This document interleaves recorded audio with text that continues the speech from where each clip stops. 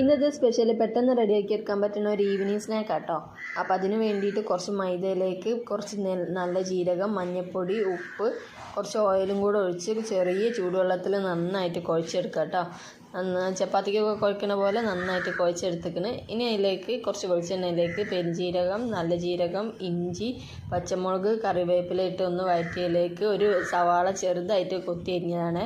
ഉപ്പും കൂടെ ഇട്ടിട്ട് നന്നായിട്ട് വഴറ്റി കൊടുക്കുക. അതിലേക്ക് പൊടികളായിട്ട് മഞ്ഞൾപ്പൊടി, മല്ലിപ്പൊടി, കുരുമുളക് പൊടി ഇട്ടിട്ട് നന്നായിട്ട് വഴറ്റിയതിലേക്ക് വേവിച്ച് വെച്ച ഉരുളക്കിഴങ്ങും കൂടെ ഇട്ട് കൊടുക്കുന്നുണ്ട്. നന്നായിട്ട് മിക്സാക്കി കൊടുക്കുക. മസാല റെഡി. ഇനി എല്ലാം ഇതേപോലെ ബോൾസ് ആക്കി എടുത്തേക്കണ്. ഇനി മാവില്ലേ, നമ്മൾ നേരത്തെ ഉണ്ടാക്കി വെച്ച മാവ് ഇതേപോലെ കൈ വെച്ച് പരത്തിയിട്ട് അതിലേക്ക് നമുക്ക് ഓരോ ബോൾസ് വെച്ച് കൊടുത്തിട്ട് കവർ ചെയ്തിട്ട് ഇതേപോലെ പരത്തി കൊടുക്കുക കേട്ടോ. കൈ വെച്ചിട്ട് തന്നെ പരത്തി കൊടുത്താൽ മതി, പെട്ടെന്ന് കഴിയും. ഇനി അത് ഒന്ന് ചൂടായ എണ്ണയിലിട്ട് പൊരിച്ചെടുത്താൽ മാത്രം മതി. നല്ല ടേസ്റ്റിയാണ്. കുട്ടികൾക്ക് സ്കൂളിലേക്ക് കൊടുത്തു വിടാനൊക്കെ അടിപൊളി ഡിഷാട്ടോ.